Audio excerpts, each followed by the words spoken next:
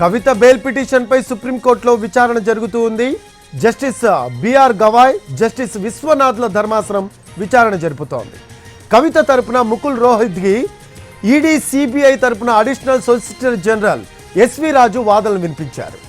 దర్యాప్తులో ఆలస్యం జరుగుతుంది అన్నందున కవితకు బెయిల్ ఇవ్వాలని కోరారు రోహిత్గి. 493 మంది సాక్షులు, 50,000 పేజీల డాక్యుమెంట్లు ఉన్నాయని, పైగా ఆమె ఓ ఎమ్మెల్సీ అని, ఎక్కడికి పారిపోరని రోహిత్గి వాదించారు. సాక్షులను బెదిరిస్తున్నారని చెబుతున్నారని, కానీ ఎక్కడా దానిపై కేసు కూడా నమోదు కాలేదన్నారు. సౌత్ గ్రూప్ నుంచి తరలించినట్లుగా చెబుతున్న నగదును కూడా స్వాధీనం చేసుకోలేదన్నారు. ఈ సమయంలో కవితకు ప్రొవిజనల్ బెనిఫిట్ ఎందుకు కల్పించకూడదని న్యాయమూర్తి ప్రశ్నించారు. అయితే ఆమె సాక్షులను బెదిరిస్తున్నారని, ఫోన్లు ధ్వంసం చేశారని సిబిఐ, ఈడీ న్యాయవాది తెలిపారు. అయితే ఆమె ఫోన్లు ధ్వంసం చేయలేదని, తన పనివాళ్లకు ఫోన్లు ఇచ్చారని రోహిత్గి చెప్పారు. పనివాళ్లకు ఐఫోన్ ఇచ్చారా అని ప్రశ్నించిన సిబిఐ న్యాయవాది అందులో ఎలాంటి డేటా లేదన్నారు. తాను కూడా ఫోన్లు తన పనివారికి ఇస్తానని ఈ సమయంలో రోహిత్గి అన్నారు. అయితే ఇలాంటి సమయంలో ఫోన్లలోని డేటాను డిలీట్ చేస్తామని, అందులో తప్పేంటని ప్రశ్నించారు ఆయన.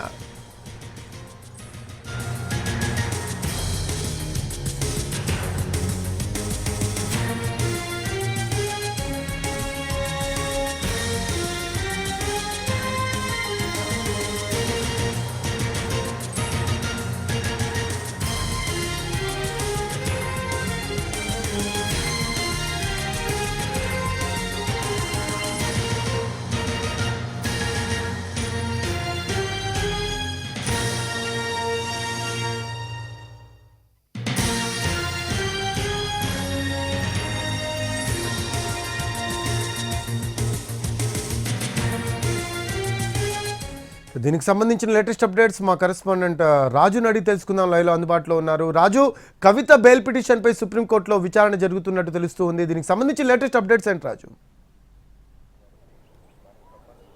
ఎస్ రఫీ, ప్రస్తుతం సుప్రీంకోర్టులో కవిత బెయిల్ పిటిషన్ పైన విచారణ కొనసాగుతుంది. ముఖ్యంగా ఏదైతే ఢిల్లీ లిక్కర్ కేసుకు సంబంధించినటువంటి వ్యవహారంలో కవిత మార్చి 15వ తేదీన ఎన్ఫోర్స్మెంట్ డైరెక్టరేట్ కవితను అరెస్ట్ చేసింది. ఆ తర్వాత హైదరాబాద్ నుంచి ఢిల్లీకి తరలించి ఎన్ఫోర్స్మెంట్ డైరెక్టరేట్ దాదాపు 10 రోజుల పాటు తమ కస్టడీలో ఉంచుకొని కవితను విచారించింది. సో ఆ తర్వాత ఏప్రిల్ 11వ తేదీన సిబిఐ కూడా లిక్కర్ కేసులో కవితను అరెస్ట్ చేయడం జరిగింది. సో ఆ తర్వాత ట్రయల్ కోర్టుగా ఉన్నటువంటి రౌజెవెన్యూ కోర్టులో కవిత బెయిల్ కోసం ప్రయత్నం చేశారు, బెయిల్ పిటిషన్ వేశారు. అయితే ట్రయల్ కోర్టు కవితకు బెయిల్ ఇచ్చేందుకు నిరాకరించారు. సో దాన్ని సవాలు చేస్తూ ఢిల్లీ హైకోర్టుకు కూడా కవిత వెళ్లారు. ఢిల్లీ హైకోర్టులో సైతం కవితకు బెయిల్ ఇవ్వలేదు. కవిత వేసినటువంటి బెయిల్ పిటిషన్ను తిరస్కరించడం జరిగింది. సో ఓవరాల్గా ఆ తర్వాత జరిగినటువంటి పరిణామాలు ఏ విధంగానైతే కవిత ఆ మధ్యలో 2 సార్లు అనారోగ్యానికి కూడా గురయ్యారు. దాంతో తిహార్ జైల్లో వైద్యం అందించడమే కాకుండా బయట ఎయిమ్స్తో పాటు బిఆర్ కపూర్ ఆసుపత్రిలో కూడా కవితకు వైద్యం అందించినటువంటి సందర్భాలు ఉన్నాయి. సో ఈలోగా ఇదే ఢిల్లీ లిక్కర్ కేసుకు సంబంధించినటువంటి వ్యవహారంలో ఢిల్లీ సీఎం కేజ్రీవాల్కు ఈడీ కేసులో బెయిల్ వస్తే ఇంకా సిబిఐ కేసులో బెయిల్ రాలేదు. ఆయన సిబిఐ కేసులో బెయిల్ కోసం సుప్రీంకోర్టును ఆశ్రయించారు. ఇక మరోపక్క కీలకమైనటువంటి నిందితుడిగా అందరికంటే ముందు అరెస్ట్ అయినటువంటి ఢిల్లీ ముఖ్యమంత్రిగా వ్యవహరించినటువంటి మనీష్ సిసోడియాకు కూడా బెయిల్ వచ్చింది.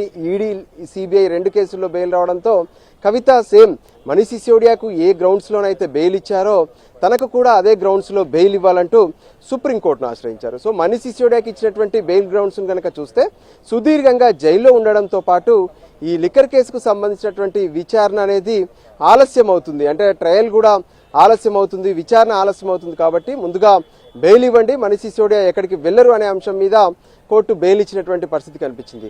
సో అదే యాంగిల్లో ఇప్పుడు కవితకు కూడా కోర్టు బెయిల్ ఇవ్వాలని చెప్పి కవిత తరపున ముకుల్ రోహిత్గి తన వాదనలు వినిపిస్తున్నారు. ముఖ్యంగా కవిత ఒక మహిళగా ఉన్నారు, అంతేకాదు ప్రజాప్రతినిధిగా కూడా ఉన్నారు. సో కవితకు బెయిల్ ఇవ్వాలి.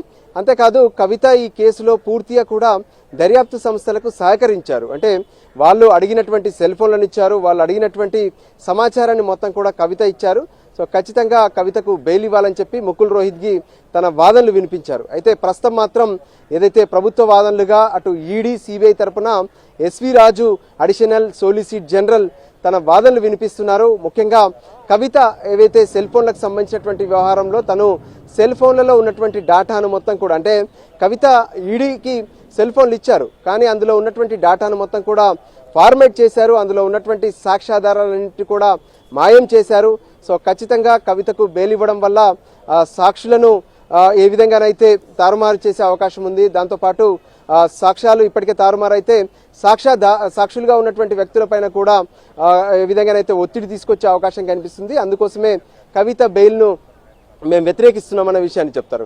హైకోర్టులో జరిగినటువంటి ప్రొసీడింగ్స్ పైన కూడా సుప్రీంకోర్టులో కొంత చర్చ వచ్చింది. ముఖ్యంగా ఏదైతే సెక్షన్ 45 కింద మహిళ అనే అంశాన్ని ఆధారం చేసుకొని బెయిల్ పొందే అవకాశం ఉంది, అది కవితకు ఎందుకు వర్తించదు అనే అంశం మీద కూడా ప్రస్తుతం కొంత చర్చ జరుగుతున్నటువంటి పరిస్థితి ఉంది. జస్టిస్ గవాయ్ సైతం కొన్ని కీలక వ్యాఖ్యలు కూడా చేశారు. కవిత తను నిరక్షరాస్యులు కాదు, ఏది మంచి ఏది చెడో కూడా కవితకు తెలుసు. సో అప్రూవర్గా అరుణ్ రామచంద్ర పిల్లై గతంలో ఇచ్చినటువంటి స్టేట్మెంట్స్ను కవిత అరెస్ట్ అయిన తర్వాత కవిత ఈడీ కార్యాలయంలో ఉన్నటువంటి సమయంలో ఎందుకు ఉపసంహరించుకోవాల్సి వచ్చింది అనే అంశాన్ని కూడా ఇక్కడ లేవనెత్తినటువంటి పరిస్థితి కనిపిస్తుంది. సో కవిత ఏ విధంగానైతే అంటే కొంత ఈ కేసులో ఉన్నటువంటి అంశాలను లాభదాయకంగానే ఈ కేసులో ఉన్నారు. సో అంటే లిక్కర్ కేసు వ్యవహారంలో ఆమె రావడానికి కారణం మొత్తం లబ్ధి పొందడానికి ఆవిడ వచ్చారు. సౌత్ గ్రూప్ను ఫార్మేట్ చేయడం కావచ్చు, సౌత్ గ్రూప్ 100 కోట్ల రూపాయలు ఇచ్చిందని చెప్తున్నారు. సో ఆ 100 కోట్లకు ఇచ్చారని చెప్తున్నారు కానీ వాటికి సంబంధించినటువంటి రికవరీ అనేది లేదని చెప్తూ కవిత తరపున ముకుల్ రోహిత్గి తన వాదనలు కూడా వినిపించినటువంటి పరిస్థితి కనిపించింది. సో ఓవరాల్గా కూడా ప్రస్తుతం ఇరువైపుల వాదనలు సుప్రీంకోర్టులో కవిత బెయిల్ పిటిషన్ పైన కొనసాగుతూనే ఉన్నాయి. సో ముఖ్యంగా ఈ మహిళ కావచ్చు లేదంటే తను ప్రజాప్రతినిధిగా ఉన్నారు. సో అందుకోసమే కవితకు బెయిల్ ఇవ్వాలి, పైగా కవిత దర్యాప్తు సంస్థలకు పూర్తిగా సహకరించారనే విషయాన్ని కవిత తరపున వాదనలు వినిపిస్తే అటు ఈడీ సిబిఐల తరపున వాదనలు వినిపిస్తున్నటువంటి అడిషనల్ సోలిసిటర్ జనరల్ రాజు మాత్రం ప్రత్యేకంగా కవిత పూర్తి స్థాయిలో అంటే ఈ కేసులో ఉన్నారు, అంతేకాదు తను ఇచ్చినటువంటి ఫోన్లలో సైతం సాక్ష్యాలను మాయం చేశారు, ట్యాంపరింగ్ చేశారు అనే విషయాన్ని వాళ్ళు స్పష్టం చేస్తున్నటువంటి పరిస్థితి కూడా కనిపిస్తుంది. సో ఓవరాల్గా కూడా ప్రస్తుతం కవిత బెయిల్ పిటిషన్ పైన ఏదైతే వాదనలు కొనసాగుతున్నాయి, సో అందరూ కూడా ఉత్కంఠగా ఎదురు చూస్తున్నారు. 5 నెలలకు పైగా కవిత ప్రస్తుతం తిహార్ జైల్లో ఉన్నారు. అంటే 5 నెలల పాటు ఈడీ కేసులో ఉంటే 4 నెలల పాటు ఏ విధంగానైతే సిబిఐ కేసులో ఉన్నారని చెప్పి కవిత తరపున వాదనలు కూడా వినిపించారు. సో సుదీర్ఘంగా జైల్లో ఉంటున్నటువంటి మహిళగా కవితకు బెయిల్ పొందే అర్హురాలుగా ఉన్నారు, బెయిల్ తను పొందొచ్చు అనే విషయాన్ని కూడా స్పష్టం చేసినటువంటి పరిస్థితి ఉంది. సో అందుకోసమే కవితకు బెయిల్ ఇవ్వాలని చెప్పి కవిత తరపున ముకుల్ రోహిత్గి సీనియర్ కౌన్సిల్ తన వాదనలు వినిపిస్తుంటే అటు ఈడీ సిబిఐల తరపున మాత్రం పూర్తిగా కవిత ఈ కేసుకు సంబంధించినటువంటి అంశాల్లో కీలకంగా ఉన్నారు.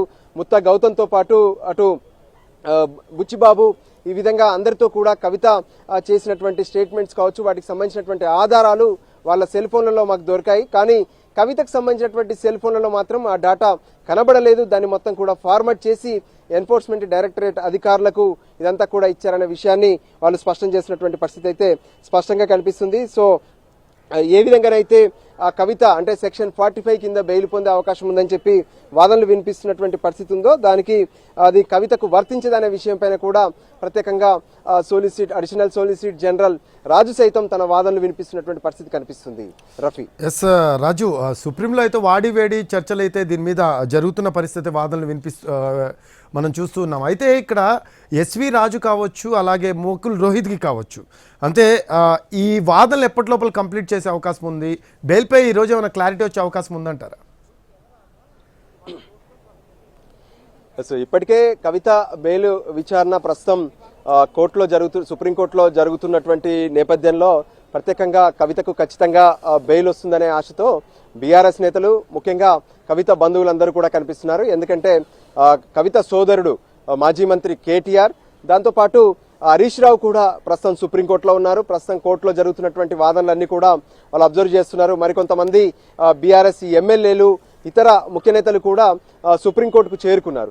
సో ఈ వాదనలు ముగిసిన తర్వాత దీనికి సంబంధించి ఈరోజు ఆర్డర్ ఉంటుందా, లేదంటే ప్రస్తుతం ఈ విచారణ జరుపుతున్నటువంటి justice BR Gavai, justice KV విశ్వనాథన్ల ధర్మాసనం ఈ విషయాన్ని, అంటే ఏదైతే ఈ కేసుకు సంబంధించినటువంటి ఆర్డర్ను రిజర్వ్ చేస్తారా, లేదంటే మరో రోజుకు వాయిదా వేస్తారా అనేది కూడా మొత్తం ఉత్కంఠగా కనిపిస్తుంది. గతంలో సైతం ఇలాంటి కేసులు ఎన్నోసార్లు రోజుల కొద్ది విచారణ జరిగినటువంటి సందర్భాలు కూడా కనిపించాయి. సో దానికి అనుగుణంగా వాదనలు పూర్తయితే గానీ ఈ కేసుకు సంబంధించి అటు సుప్రీంకోర్టు ధర్మాసనం ఎటువంటి ఆర్డర్ ఇవ్వబోతుందనేది కొంత క్లారిటీ వచ్చే అవకాశం అయితే స్పష్టంగా కనిపిస్తుంది. సో మొత్తానికైతే కవిత తరపు వాదనలు బెయిల్ కావాలని కొనసాగుతుంటే కవితకు వ్యతిరేకంగా కవితకు బెయిల్ ఇస్తే గనక ఖచ్చితంగా సాక్షులను బెదిరించే అవకాశం ఉంది. ఎందుకంటే గతంలో అరుణ్ రామచంద్ర పిల్లై తను మొదట ఇచ్చినటువంటి వాంగ్మూలాలన్నింటినీ కూడా వెనక్కి తీసుకుంటున్నట్లు కోర్టును ఆశ్రయించారు. సో దాంతో పాటు ఏ విధంగానైతే సెల్ ఫోన్లను ట్యాంపరింగ్ చేయడం కావచ్చు, వీటన్నిటి విషయంలో కూడా తమ దగ్గర పూర్తి ఆధారాలు ఉన్నాయి. కవితకు బెయిల్ ఇవ్వద్దని చెప్పి ఈడీ సిబిఐల తరపున వాదనలు వినిపిస్తున్నటువంటి ఎస్వి రాజు అడిషనల్ సోలిసిటర్ జనరల్ గా ఉన్నారు. ఎస్వి రాజు తన వాదనలు అయితే కంటిన్యూ చేస్తున్నటువంటి పరిస్థితి కనిపిస్తుంది. ఎస్ రాజు, మనీష్ సిసోడియా గ్రౌండ్స్ని ఆధారంగా చేసుకొని ముకుల్ రోహిత్కి వాదనలు వినిపిస్తూ ఉన్నట్టు మనకు తెలుస్తూ ఉంది. సో మనీష్ సిసోడియాకి బెయిల్ వచ్చింది కాబట్టి ఆ గ్రౌండ్స్ని ఆధారంగా చేసుకున్నారు కాబట్టి ఈ రోజు ఏమన్నా బెయిల్ ఎక్స్పెక్ట్ చేయొచ్చు అంటారా కవితకు?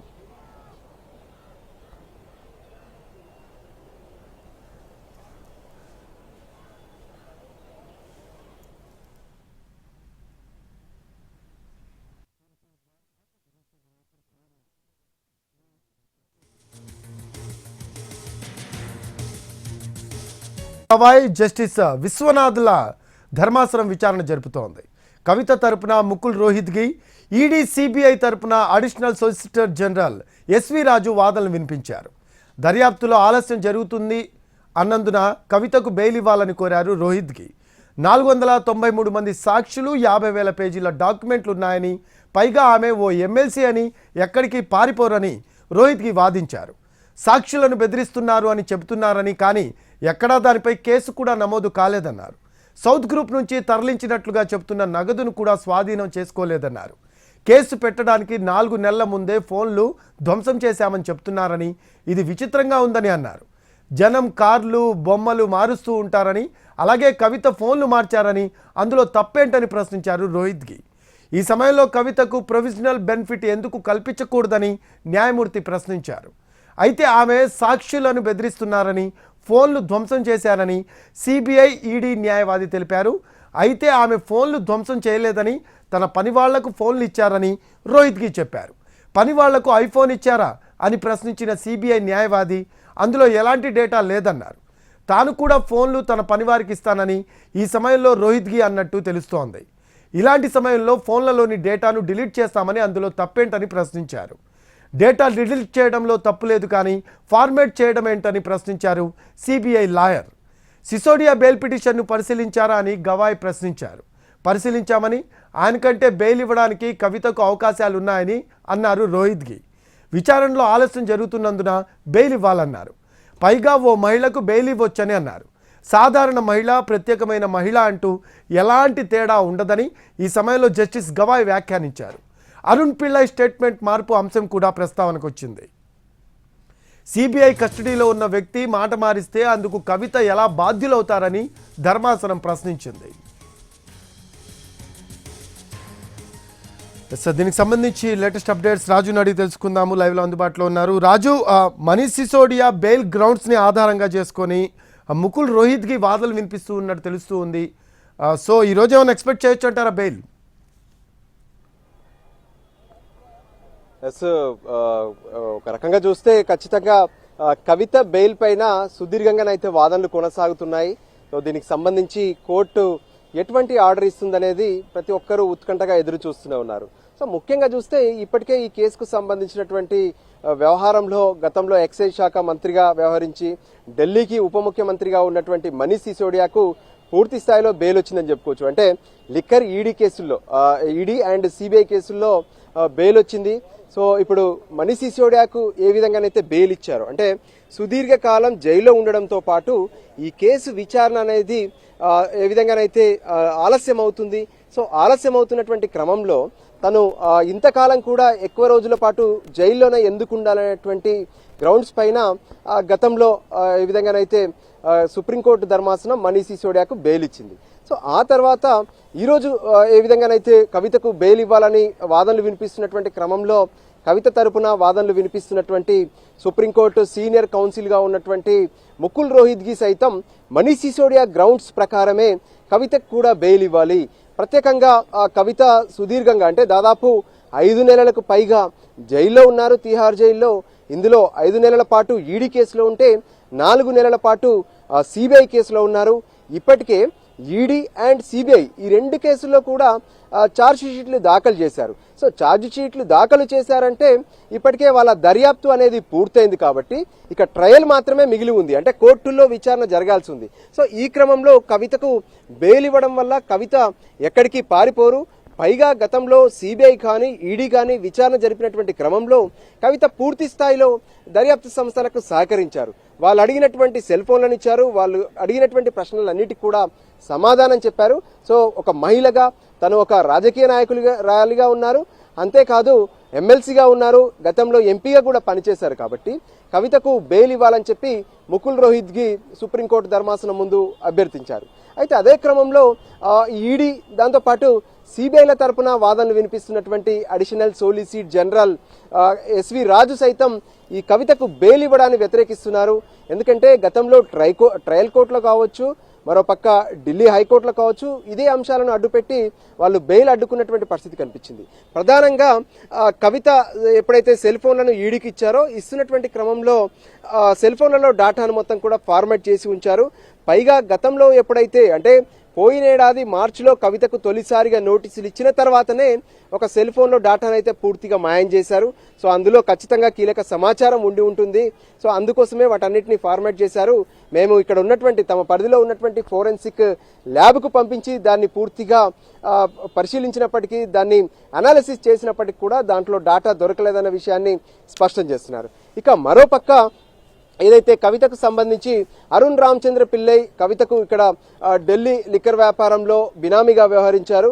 సో అరుణ్ రామచంద్ర పిల్లై గతంలో ఇచ్చినటువంటి 13 స్టేట్మెంట్స్ను తను కవిత అరెస్ట్ అయినటువంటి సమయంలో వెనక్కి తీసుకున్నారని చెప్పారు. అంతేకాదు అరుణ్ రామచంద్ర పిల్లై పైన ఒత్తిడి చేయడం వల్లనే వెనక్కి తీసుకున్నట్లుగా తెలుస్తుందనే విషయాన్ని కూడా solicitor general additional solicitor general Raju స్పష్టం చేసినటువంటి క్రమంలో కోర్టు సైతం ఈ విషయంలో అడిగింది. అంటే అప్పటికే కవిత అరెస్ట్ అయి ఉన్నారు, అరుణ్ రామచంద్ర పిల్లై సైతం ఈడీ అదుపులోనే ఉన్నారు, అంటే ఈడీ కార్యాలయంలోనే కస్టడీలో ఉన్నటువంటి క్రమంలో ఏ విధంగా ఒత్తిడి చేశారనే విషయం పైన కూడా కోర్టు ప్రశ్నించినటువంటి పరిస్థితి కనిపించింది. సో ఓవరాల్గా ఈ వాదనలు పూర్తయితే ఆ తర్వాత ప్రస్తుతం సుప్రీంకోర్టులో విచారణ జరుపుతున్నటువంటి justice BR Gavai, justice KV విశ్వనాథన్ల ధర్మాసనం ఎటువంటి ఆర్డర్ ఇస్తుందనేది మాత్రం కొంత ఉత్కంఠను రేపుతున్నటువంటి పరిస్థితి అయితే కనిపిస్తుంది. సో గతంలో ఉన్నటువంటి బెయిల్స్ను క్రమంలో పెట్టుకొని అటు మనీష్ సిసోడియా బెయిల్కి సంబంధించినటువంటి వ్యవహారం కావచ్చు, ఆ తర్వాత ఢిల్లీ లిక్కర్ కేసుకు సంబంధించినటువంటి వ్యవహారంలో ముఖ్యంగా ఢిల్లీ ముఖ్యమంత్రి కేజ్రీవాల్కు ఈడీ కేసులో బెయిల్ ఇచ్చారు, ఇంకా సిబిఐ కేసులో బెయిల్ కోసం తను సుప్రీంకోర్టును ఆశ్రయించారు. సుప్రీంకోర్టులో విచారణ కూడా జరగాల్సి ఉంది. సో ఈ క్రమంలో కవితకు బెయిల్ వస్తుందనే ఆశతోనే బీఆర్ఎస్ పార్టీకి సంబంధించినటువంటి నేతలతో పాటు మరికొంతమంది కవిత అభిమానులు కూడా కనిపిస్తున్నారు. అందులో భాగంగానే ఈరోజు కవితకు బెయిల్ వస్తుంది, మేము ఖచ్చితంగా వెల్కమ్ చెప్తామంటూ కూడా కొంతమంది బీఆర్ఎస్ నేతలంతా కూడా ఢిల్లీకి చేరుకున్నారు. ముఖ్యంగా కవిత సోదరుడుగా ఉన్నటువంటి కేటీఆర్, దాంతోపాటు హరీష్ రావు ఇద్దరు ప్రస్తుతం కోర్టులో జరుగుతున్నటువంటి ప్రొసీడింగ్స్ ను దగ్గరుండి పరిశీలిస్తున్నటువంటి పరిస్థితి కనిపిస్తుంది. వాళ్ళు వాచ్ చేస్తూనే ఉన్నారు. మరోపక్క అందరూ కూడా ఈ కేసులో ఏం జరగబోతుంది, సుప్రీంకోర్టు ఎటువంటి జడ్జిమెంట్ ఇవ్వబోతుంది, కవిత 5 నెలలకు పైగా అంటే ఎప్పుడైతే మార్చి 15వ తేదీన కవితను ఈడీ అరెస్ట్ చేస్తే ఇప్పుడు వరకు కూడా తను తిహార్ జైల్లో ఉన్నారు. సో కవిత భవితవ్యం ఎలా ఉండబోతుంది, కవితకు బెయిల్ వస్తుందా, లేదంటే సుప్రీంకోర్టు మళ్ళీ బెయిల్ను తిరస్కరిస్తే కవిత తరపున న్యాయవాదులు కానీ కవిత కానీ ఆ తర్వాత ఎటువంటి ప్రొసీడింగ్స్తో ఏ విధంగా మళ్ళీ న్యాయ పోరాటం చేయబోతున్నారు అనే అంశంపైన మాత్రం కీలకంగా చర్చ జరుగుతున్నటువంటి పరిస్థితి కనిపిస్తుంది. రఫీ, ఎస్ రాజు, మొత్తం 5.5 months నుంచి జైల్లో ఉన్న పరిస్థితి కవిత. ఎన్నో సందర్భాల్లో బెయిల్ కోసం అప్లై చేసుకున్నా కూడా కోర్టు నిరాకరించిన పరిస్థితి. అయితే ఈరోజు బీఆర్ఎస్ శ్రేణులు బెయిల్ ఖచ్చితంగా వస్తుందని ధీమాగా ఉన్న పరిస్థితి అయితే కనిపిస్తూ ఉంది. ఎందుకంటారు రాజు? ఎస్ అంటే ఒకటి ప్రస్తుతం అంటే ఎప్పుడైతే ట్రయల్ కోర్టులో బెయిల్ పిటిషన్ రిజెక్ట్ అయ్యింది, అక్కడ తిరస్కరించబడింది. రౌజ్ అవెన్యూ కోర్టులో పలుసార్లు వాస్తవానికి కవిత ఈడీ అరెస్ట్ చేసినటువంటి తొలి రోజుల్లోనే తన చిన్న కొడుకు అంటే తను మైనర్గా ఉన్నారు, తను పరీక్షలు కూడా రాయాల్సి ఉంది, తనకు బెయిల్ ఇవ్వాలంటూ అప్పుడు అభ్యర్థించారు. సో ఆ బెయిల్ని రిజెక్ట్ చేశారు. ఆ తర్వాత తను ఏదైతే రెగ్యులర్గా అంటే ఛార్జ్ షీట్లు ఒకవైపు ఈడీ సిబిఐలు దాఖలు చేసినటువంటి క్రమంలో కూడా ప్రత్యేకంగా ట్రయల్ కోర్టులో బెయిల్ కోసం అప్పీల్ చేశారు, బెయిల్ రాలేదు. సో అక్కడ ఎప్పుడైతే బెయిల్ తిరస్కరించారో ఆ తర్వాత ఢిల్లీ హైకోర్టును ఆశ్రయించడం, ఢిల్లీ హైకోర్టు సైతం కవితకు బెయిల్ ఇచ్చేందుకు ఏదైతే రిజెక్ట్ చేయడం తిరస్కరించడంతో ఆ తర్వాత సుప్రీంకోర్టును ఆశ్రయించారు. అంటే ఈ మధ్య కాలంలో లిక్కర్ కేసుకు సంబంధించినటువంటి వ్యవహారంలో ప్రత్యేకంగా అంటే మొత్తం 57 మంది నిందితులు ఉన్నప్పటికీ కూడా ఎప్పుడైతే మనీష్ సిసోడియాకు బెయిల్ వచ్చిందో, సో మనీష్ సిసోడియాకు బెయిల్ వచ్చింది, తను అప్పుడు ఎక్సైజ్ శాఖ మంత్రిగా ఉన్నారు, ఢిల్లీ ప్రభుత్వంలో ఒక కీలకమైనటువంటి నేతగా ఉన్నారు. కాబట్టి మనీష్ సిసోడియాకు బెయిల్ వచ్చిందంటే ఖచ్చితంగా ఇందులో కవితకు కూడా బెయిల్ వస్తుందనే ఆలోచనతో కవితకు తరఫున వాదనలు వినిపిస్తున్నటువంటి ముకుల్ రోహిత్గి కావచ్చు, లేదంటే కవిత బంధువులు, కవిత అభిమానులు వీళ్ళందరూ కూడా కనిపిస్తున్నారు. సో ఓవరాల్ గా మరికొద్ది సేపట్లో కవిత బెయిల్ పిటిషన్ పైన సుప్రీంకోర్టు ఏం తేల్చబోతుందనేది క్లారిటీ వచ్చే అవకాశం అయితే స్పష్టంగా కనిపిస్తుంది. Right, thanks for updates Raju. Right, అది కవిత బెయిల్ పిటిషన్ పై సుప్రీంకోర్టులో విచారణ జరుగుతూ ఉంది. మరి కాసేపట్లో బెయిల్ పై ఒక క్లారిటీ అయితే వచ్చే అవకాశం కనిపిస్తూ ఉంది. ప్రస్తుతానికి వాదనలు అయితే జరుగుతూ ఉన్నాయి.